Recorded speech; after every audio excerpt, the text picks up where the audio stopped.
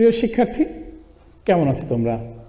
আমাদের অনলাইন ক্লাসের ধারাবাহিকতায় আবার তোমাদের সাথে ফিরে এসেছি আমাদের গুণগত রসায়নে। গুণগত রসায়নে গত ক্লাসে তোমাদের আমি পড়িয়েছিলাম অনুপ্রভা, শতপ্রভা, প্রতিপ্রভা, এই বিষয়গুলো নিয়ে আলোচনা করেছিলাম এবং পরমাণু যে রেখা বর্ণালী দেয় সেই বিষয়টি নিয়ে কথা বলছিলাম। প্রিয় শিক্ষার্থী, এই যে আজকে তোমাদের সাথে যে বিষয়টা নিয়ে আলোচনা করবো সেটা হচ্ছে রেখা বর্ণালী এবং হাইড্রোজেন পরমাণুর বর্ণালী। হাইড্রোজেন পরমাণুর বর্ণালী কিন্তু রেখা বর্ণালী। আমি কিন্তু গত ক্লাসে তোমাদের বলেছি যে পরমাণু লাইন স্পেকট্রা দেয়, আর কারণ হচ্ছে কি যে পরমাণুতে কোনো কম্পন গতি আবর্তন গতি থাকে না, এই কারণে পরমাণু কি রেখা বর্ণালী দেয়। তবে এই যে পরমাণুর রেখা বর্ণালী এটা কিন্তু ইলেকট্রনিক বর্ণালী। এই যে রেখা পারমাণবিক বর্ণালী আমরা যেটা বলি, এই পারমাণবিক বর্ণালীটাই হচ্ছে রেখা বর্ণালী এবং এটা ইলেকট্রনিক বর্ণালী এবং বিকিরণ বর্ণালী। এই যে পারমাণবিক বর্ণালী যেটা আমরা বলবো আজকে, যে পারমাণবিক বর্ণালী, এই পারমাণবিক বর্ণালী যেটা আজকে তোমাদের সাথে নিয়ে কথা বলবো সেটা হচ্ছে এই পারমাণবিক বর্ণালীটা কিন্তু এটা কিন্তু বিকিরণ বলেন। একদিকে এটা বিকিরণ বর্ণালী, আবার এটা কিন্তু রেখা বর্ণালী।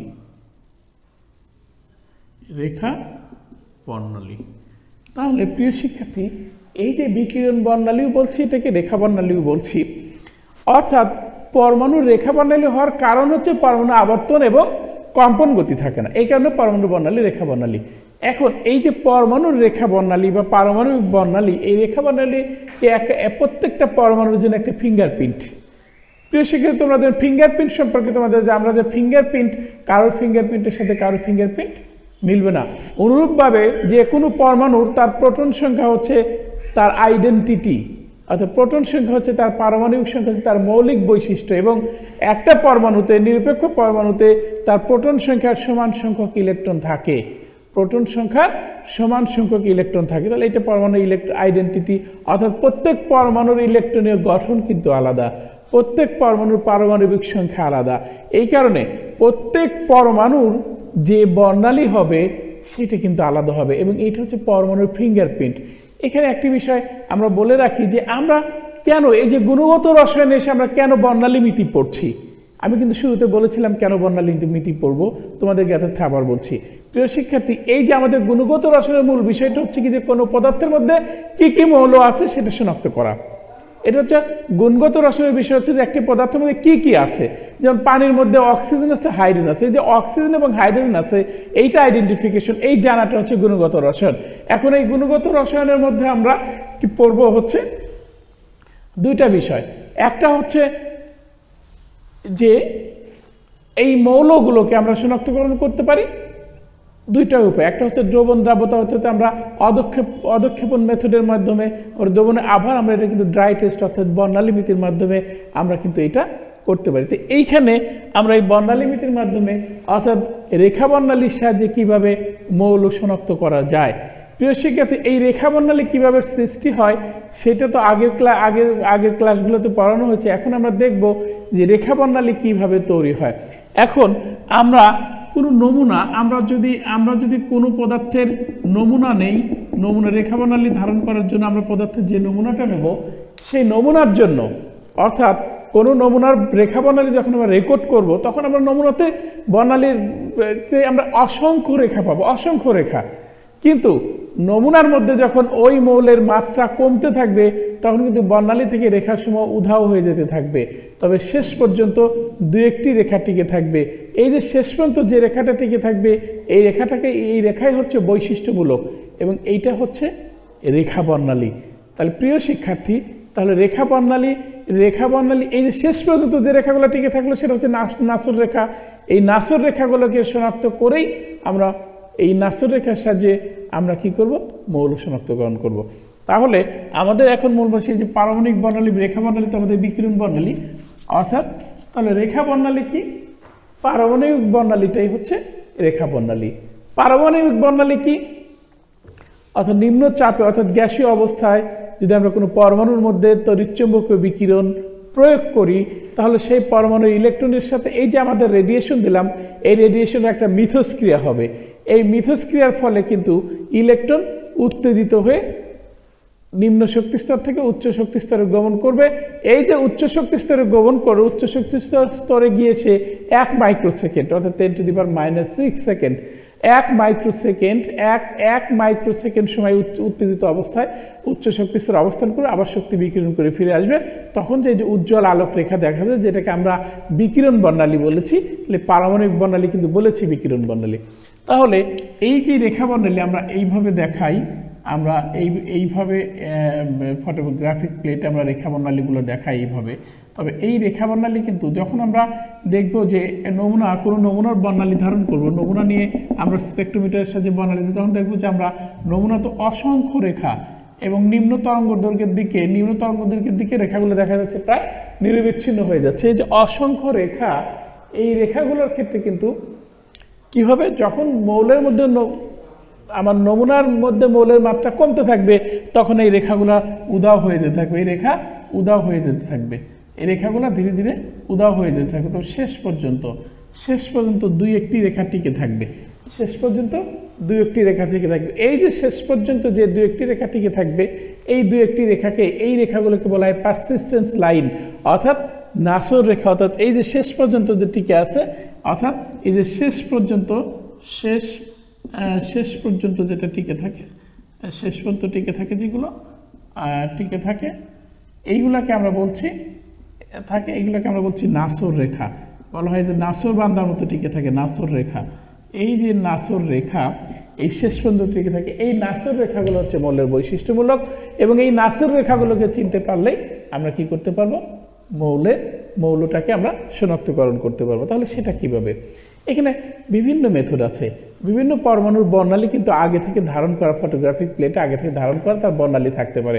তখন পাশাপাশি দুটো বর্ণালীকে যখন আমরা স্থাপন করব, অর্থাৎ পাশাপাশি দুটি প্লেটকে যখন আমরা স্থাপন করব, যে এইরকম প্রথমে করা হয় কি, আরইউ পাউডার, যে রুথিনিয়াম পাউডার, যে একটা বাজারে একটা বিশেষ ধরনের পাউডার আছে, সেই পাউডারে কি করা হয়, সেখানে 50টি মৌলিক পদার্থ, সে আরইউ পাউডারের মধ্যে 50টি মৌলিক পদার্থ এমন পরিমাণে থাকে যেখানে যাদেরকে এক্সাইটেড করলে শুধুমাত্র নাসর রেখা বিকিরণ করবে। যেমন আমরা কিন্তু বলেছি যে নমুনার মধ্যে মৌলের মাত্রা কমতে থাকলে, অর্থাৎ একটা নমুনার মধ্যে মৌল যত বেশি আছে, যখন মৌলগুলো কমতে আসে তখন কিন্তু রেখাগুলো উধাও হয়ে যেতে থাকবে এবং শেষ পর্যন্ত 2-1টি রেখা টিকে থাকবে। এই যে 2-1টি রেখা টিকে থাকবে, সেই রেখাগুলোকে আমরা বলছি রেখা পারসিস্টেন্স লাইন অর্থাৎ নাসর রেখা। এবং নাসর রেখা তো বৈশিষ্ট্যমূলক। এখন এই আরইউ পাউডার হচ্ছে 50টা মৌলিক পদার্থের অল্প অল্প পরিমাণের একটা মিশ্রণ। এই যে 50টি মৌলিক পদার্থের মিশ্রণ, এটা এমন পরিমাণের মিশ্রণ যেখানে এদেরকে উত্তেজিত করলে শুধুমাত্র নাসর রেখা বিকিরণ করে। এবং সেই নাসর রেখা একটা আদর্শ বর্ণালী, আমরা একটা স্কেল থাকবে, একটা ফটোগ্রাফিক প্লেট থাকবে, সেখানে 50টি মৌলের বর্ণালী থাকবে, 50টি মৌলের বর্ণালী পাশাপাশি আকারের রেখা, 50টি মৌলের রেখা থাকবে এই যে ফটোগ্রাফিক প্লেটে। এখন এই যে 50টি মৌলের রেখা থাকবে, এটা হচ্ছে আমার আদর্শ বর্ণালী। এখানে কিন্তু আমার 50টি মৌলিক পদার্থর বর্ণালী আছে। এখন আমি আরেকটি নমুনা মৌলের বর্ণালী আমি ধারণ করে নমুনা মৌলের বর্ণালী ধারণ করে দুইটা প্লেটকে, আমি ফটোগ্রাফিক প্লেটকে এবং এই দুটো বর্ণালীকে আমি পাশাপাশি স্থাপন করব। এইভাবে পাশাপাশি স্থাপন করে আমরা দেখব যে কোন মৌলের বর্ণালীর সাথে কোনটা মিলে যাচ্ছে, অর্থাৎ আমি চিত্রে তোমাদের আর একটু দেখাচ্ছি। এই ক্লাসটি, পরবর্তী ক্লাসে তোমাদের এই বর্ণালীগুলোর একটা বিশেষ ভিডিও তোমাদের দেখাবো। এই যে আদর্শ বর্ণালী, এখানে এই যে আদর্শ বর্ণালী, এখানে আমাদের 50টি মৌলিক পদার্থ আছে। এখানে আমার 50টি মৌলিক পদার্থের মৌলের রেখা আছে। এটা হচ্ছে আদর্শ বর্ণালী, আদর্শ বর্ণালী। আর ঠিক একই রকম প্লেটে আমরা নমুনা পদার্থের বর্ণালী যদি আমরা এইখানে পাই, তাহলে এইটার সাথে মিলে গেল, তাহলে এই মৌলটা যা হবে আমার পরীক্ষণীয় মৌলটি পাই হবে। এখানে যদি আমার এই রেখাটা যদি আমি এখানে পাই, তাহলে এই নাসর রেখার সাথে এইটা মিলে যাবে, তাহলে এইটা যে মৌলের বর্ণালী, এইটা হচ্ছে সেই মৌলটি হবে। তাহলে প্রিয় শিক্ষার্থী, এখানে আমরা যেহেতু বর্ণালীমিতি একটি বিশদ বিষয়, এটা আমরা অনার্স 4th ইয়ারে পড়াই, অনার্স 4th ইয়ারের একটা কোর্স আছে বর্ণালীমিতি, সেখানে এই বিষয়গুলো আমরা ডিটেলস পড়াই।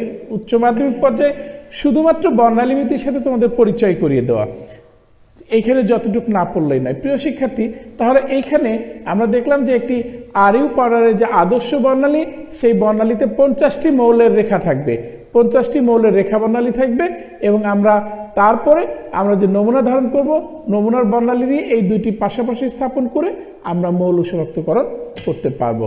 তাহলে এর জিনিসটা কি হচ্ছে প্রিয় আমি আরেকবার বলছি যে রেখা বর্ণালী হচ্ছে মৌলের ফিঙ্গারপ্রিন্ট। প্রত্যেকটা মৌলের ইলেকট্রনিক গঠন, পারমাণবিক গঠন আলাদা। এই যে ইলেকট্রনিক গঠন আলাদার কারণে প্রত্যেকটা মৌলের বর্ণালী আলাদা, এই জন্য প্রত্যেকটা মৌল নির্দিষ্ট তরঙ্গদৈর্ঘ্য বর্ণালী দিবে, এবং এইটা হচ্ছে ওই মৌলের ফিঙ্গারপ্রিন্ট। এই মৌলের ফিঙ্গারপ্রিন্টের সাহায্যে অর্থাৎ রেখা বর্ণালীর সাহায্যে মৌল শনাক্ত করা যায়। তাহলে এইখান থেকে আমাদের আসতে হবে যে মৌলের বর্ণালী রেকর্ড করার সময় আমরা যে নমুনা নেই, সেই নমুনার বর্ণালী রেকর্ড করার সময় আমরা বর্ণালীতে অসংখ্য রেখা পাই, কিন্তু নমুনার মধ্যে ওই মৌলের মাত্রা কমতে থাকলে বর্ণালী থেকে রেখাসমূহ ধীরে ধীরে উধাও হয়ে যেতে থাকে, শেষ পর্যন্ত 2-1টি রেখা টিকে থাকে। এই যে শেষ পর্যন্ত 2-1টি রেখা টিকে থাকে, এই রেখাগুলোকে বলা হয় নাসর রেখা, ইংরেজিতে বলা হয় পারসিস্টেন্স লাইন। এই নাসর রেখাই হচ্ছে মৌলের বৈশিষ্ট্যমূলক। তাহলে এক বিশেষ ধরনের পাউডার আছে আরইউ পাউডার, সেখানে 50টি মৌলিক পদার্থ এমন পরিমাণে থাকে যেখানে শুধুমাত্র কি থাকে, সেখানে কিন্তু আমাদের শুধুমাত্র নাসর রেখা বিকিরণ করে ঠিক ওই পরিমাণেই থাকে। তাহলে নাসর রেখা বিকিরণ করার পর আমরা সেই আদর্শ বর্ণালীর সাথে নমুনার বর্ণালী তুলনা করে আমরা মৌল শনাক্তকরণ করতে পারি। তাহলে এই ছিল হচ্ছে আমাদের রেখা বর্ণালী এবং রেখা বর্ণালীর সাহায্যে মৌল শনাক্তকরণ। তাহলে প্রিয় শিক্ষার্থী, আমরা এইবার দেখব হাইড্রোজেন পরমাণুর বর্ণালী। হাইড্রোজেন পরমাণুর বর্ণালী দেখব, এবং হাইড্রোজেন পরমাণুর বর্ণালীর যে বিভিন্ন সিরিজ, সেই সিরিজগুলো আজকে ব্যাখ্যা করার চেষ্টা করব।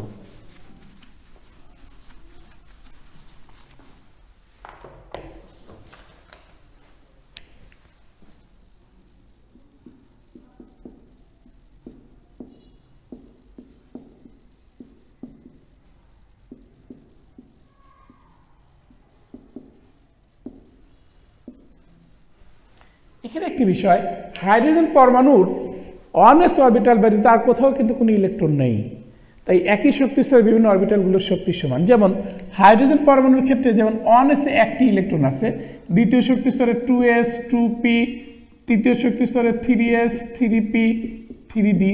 এইখানে কিন্তু এদের শক্তি সমান, এই যে এদের শক্তি সমান, এদের শক্তি সমান, আবার এদের শক্তি সমান। মানে হচ্ছে যেহেতু হাইড্রোজেন পরমাণুতে একটি ইলেকট্রন আছে, সেই একটা ইলেকট্রন থাকে অনএস, তাহলে অনএস অরবিটালে একটাই ইলেকট্রন থাকে, বাকি যে অরবিটালগুলো আছে অর্থাৎ একই শক্তি স্তরের সবগুলো অরবিটালের শক্তি সমান।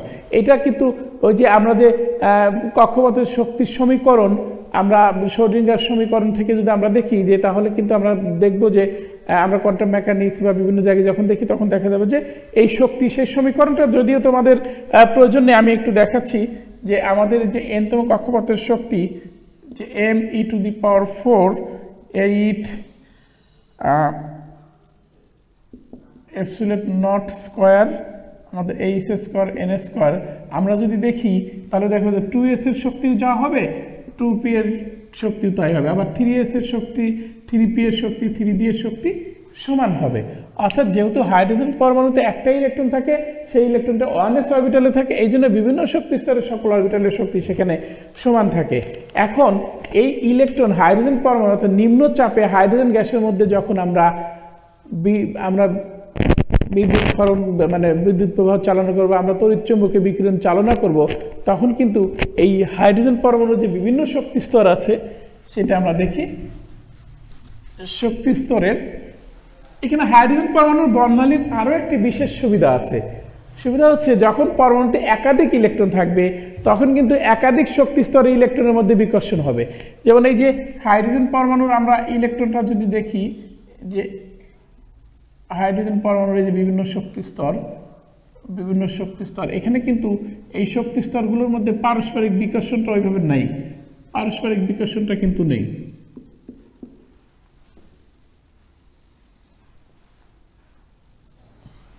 আমরা যদি এইটা দেখি তাহলে এই যে n সমান 1, n সমান 1, n সমান 2, n সমান 3, n সমান 4, n সমান 5, n সমান 6, এইটা যদি আমরা দেখি প্রিয় শিক্ষার্থী, তাহলে আমরা কি দেখতে পাবো যে হাইড্রোজেনের শুধুমাত্র n সমান 1 অর্থাৎ প্রথম শক্তি স্তরে একটা ইলেকট্রন আছে। এখানে কিন্তু ইলেকট্রন সমূহের পারস্পরিক বিকর্ষণের সুযোগ নেই, আবার একটা শক্তি স্তরে ইলেকট্রনের সাথে আরেকটা শক্তি স্তরে ইলেকট্রনেরও কিন্তু বিকর্ষণের সুযোগ নেই, অর্থাৎ এই ইলেকট্রন সমূহের পারস্পরিক বিকর্ষণটা কিন্তু নাই এখানে। এই জন্য হাইড্রোজেন পরমাণুর বর্ণালী ধারণ খুব সহজ একটা বিষয়। এবং এখন কথা হচ্ছে যে একটা প্রশ্ন প্রায়ই করে থাকে সবাই যে হাইড্রোজেন পরমাণুতে একটা ইলেকট্রন আছে, তাহলে তার একাধিক বর্ণালী সিরিজ, এত বর্ণালী কোথা থেকে আসে? হ্যাঁ, সেইখানে আমি ব্যাখ্যা করছি। সেটা হচ্ছে হাইড্রোজেন পরমাণুর নমুনা ধারণ করার জন্য এবং হাইড্রোজেনের পারমাণবিক ভর কত, এর পারমাণবিক ভর কিন্তু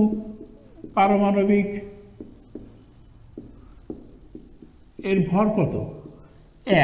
একটা প্রোটন আছে, যদিও এর ভর ধরা হয় যে 1.008, এর ভর হচ্ছে 8, তার মানে কি এই এক গ্রামের মধ্যে কিন্তু কতগুলো 1 মোল সংখ্যক পরমাণু আছে। তাহলে হাইড্রোজেন পরমাণুর বর্ণালী ধারণ করার জন্য তুমি যত ক্ষুদ্র নমুনাই নাও বা যত অল্প পরিমাণ নমুনাই নাও কেন, সেখানে কিন্তু অসংখ্য হাইড্রোজেন পরমাণু থাকে। তাহলে এই যে অসংখ্য হাইড্রোজেন পরমাণু থাকে, অর্থাৎ আমি যে নমুনাটা এখানে নিচ্ছি, এই নমুনার মধ্যে কিন্তু আমার অসংখ্য হাইড্রোজেন পরমাণু আছে। আমি যে নমুনার মধ্যে অল্প পরিমাণ নমুনা নিলাম, কিন্তু সেই অল্প পরিমাণ নমুনার মধ্যে কিন্তু একটা দুইটা হাইড্রোজেন পরমাণু, একটা হাইড্রোজেন পরমাণু নেই। এখানে কি আছে? আবার অসংখ্য হাইড্রোজেন পরমাণু আছে। এই যে অসংখ্য হাইড্রোজেন পরমাণু, এই অসংখ্য হাইড্রোজেন পরমাণুর বিভিন্ন ইলেকট্রন বিভিন্ন পরিমাণ শক্তি শোষণ করবে। আমার এখানে বিভিন্ন হাইড্রোজেন পরমাণু ইলেকট্রন বিভিন্ন শক্তি শোষণ করবে এবং তারা বিভিন্ন পরিমাণ। তাহলে তারা যখন বিভিন্ন পরিমাণ শক্তি শোষণ করবে, তখন তারা বিভিন্ন উচ্চ শক্তি স্তরে গমন করবে। কোনো ইলেকট্রন যারা বেশি শক্তি শোষণ করবে, তারা দেখা যায় N6 একদম উচ্চ শক্তি স্তরে চলে গেল, আবার কিছু কম শক্তি পঞ্চম শক্তি স্তরে গেলে কোনো ইলেকট্রন দ্বিতীয় শক্তি স্তরে যাবে, কোনো ইলেকট্রন তৃতীয় শক্তি স্তরে যাবে, কোনো ইলেকট্রন চতুর্থ শক্তি স্তরে যাবে। অর্থাৎ হাইড্রোজেন পরমাণুর অসংখ্য ইলেকট্রন বিভিন্ন উচ্চ শক্তি স্তরে গমন করে। এই যে বিভিন্ন উচ্চ শক্তি স্তরে গমন করে, আমি আগেই বলেছি কিন্তু বর্ণালীমিতি পড়ানোর সময় যে ইলেকট্রন যখন উত্তেজিত হয়ে উচ্চ শক্তি স্তরে গমন করে, তখন 1 মাইক্রোসেকেন্ড সেখানে অবস্থান করে আবার সে ফিরে আসে শক্তি বিকিরণ করে। এখন এই যে শক্তি বিকিরণ করে ফিরে আসে, তবে এখানে কিন্তু একটা বিষয় প্রিয় শিক্ষার্থী, উপরের দিকে কিন্তু আমি আবার বিষয়টা একটু পরিষ্কার করে দেখা, উপরের দিকে কিন্তু শক্তির গ্যাপটা কম।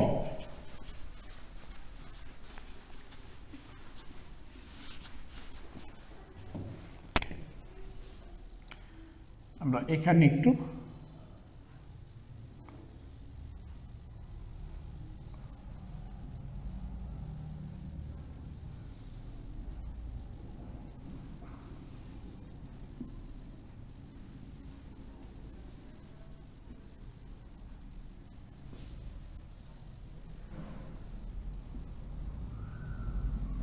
অর্থাৎ এই যে এইটা n সমান 1, এইটা n সমান 2, n সমান 3,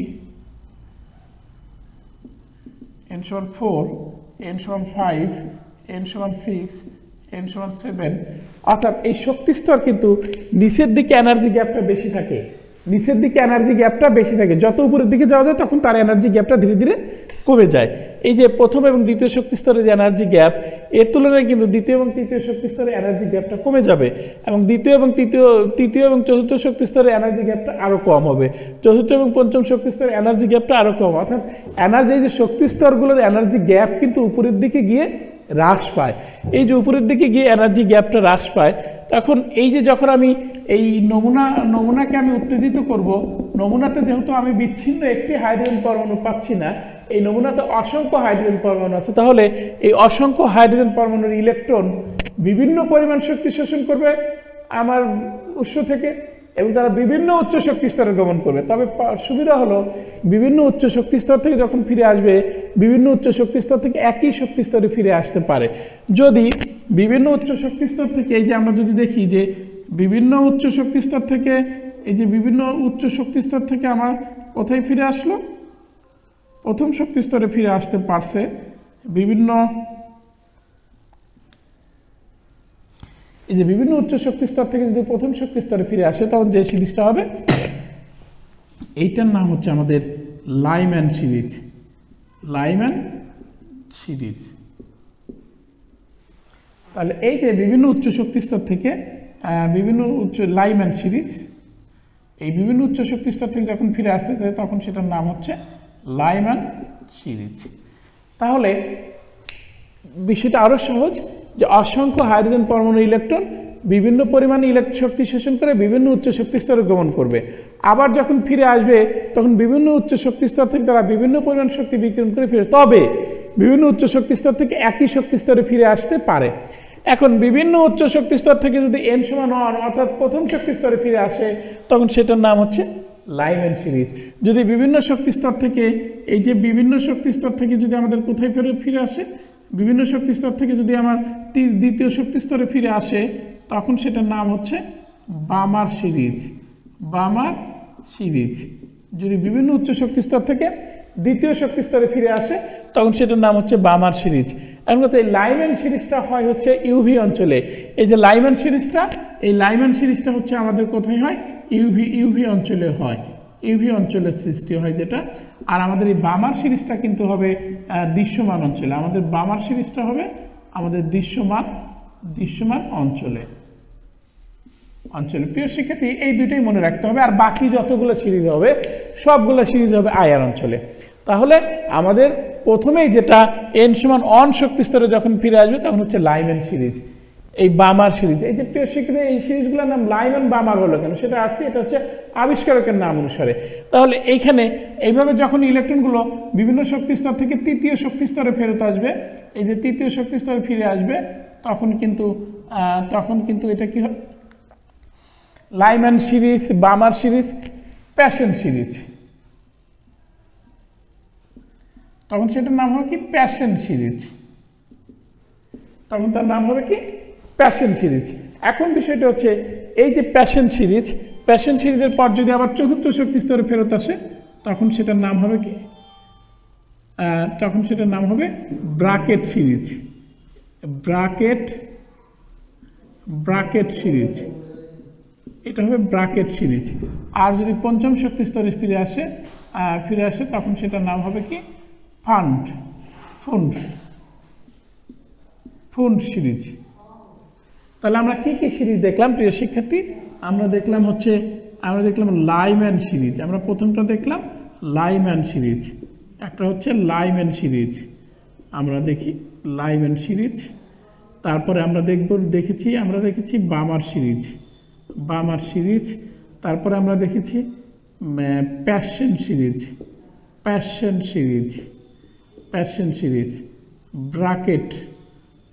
ব্রাকেট সিরিজ। তারপরে আমরা দেখেছি ফুন্ড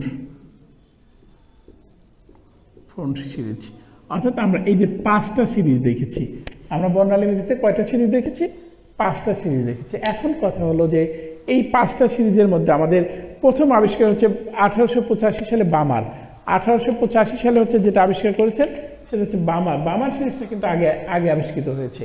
এই যে বামার সিরিজটা আগে আবিষ্কৃত হলো, বামার সিরিজের পর আমাদের 1906 সালে তাহলে বামার সিরিজটা আমাদের আবিষ্কৃত হয়েছে আমাদের, আমরা একটু সালগুলো লিখি। বামার সিরিজটা আবিষ্কৃত হয়েছে 1885 সালে। এই বামার সিরিজটা 1885 সালে। লাইম্যান সিরিজ 1906 সালে। আমাদের প্যাশন সিরিজ আবিষ্কার হয়েছে আমাদের 1908 সালে। আমাদের ব্রাকেট সিরিজ আবিষ্কৃত হয়েছে 1922 সালে এবং আমাদের ফান সিরিজ আবিষ্কার হয়েছে 1929 সালে।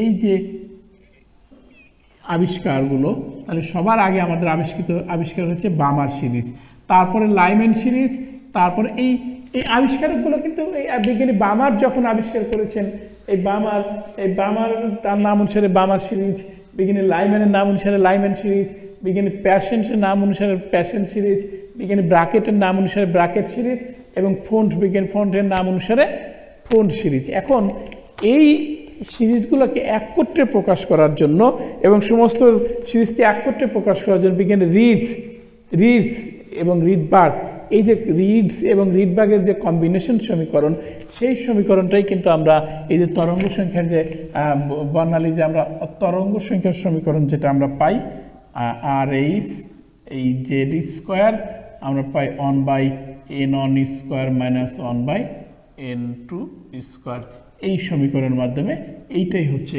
রিডবার্গ সমীকরণ। এই যে রিডবার্গ তরঙ্গ সংখ্যার সমীকরণ, রিডবার্গ সমীকরণ আমরা এখানেই নিয়ে আসবো যে তোমাদের সাথে আমাদের যে বিষয়গুলো থাকবে যে এই রিডবার্গ সমীকরণের মাধ্যমে তোমাদের কিছু অঙ্ক করতে হবে।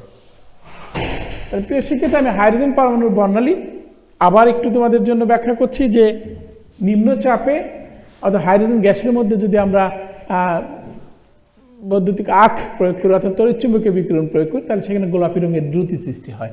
এখন অর্থাৎ এই যে হাইড্রোজেন পরমাণুর বিভিন্ন বর্ণালী সিরিজ এটা কীভাবে সৃষ্টি হয় বা হাইড্রোজেন পরমাণুর বর্ণালী ব্যাখ্যা আমরা বোর মতবাদ অনুসারে কিন্তু আমরা জেনেছি যে ইলেকট্রন শক্তি শোষণ করে এক শক্তি স্তর থেকে অন্য শক্তি স্তরে ধাপান্তরিত হবে, আবার শক্তি বিকিরণ করে উচ্চ শক্তি স্তর থেকে নিচের শক্তি স্তরে নেমে আসবে।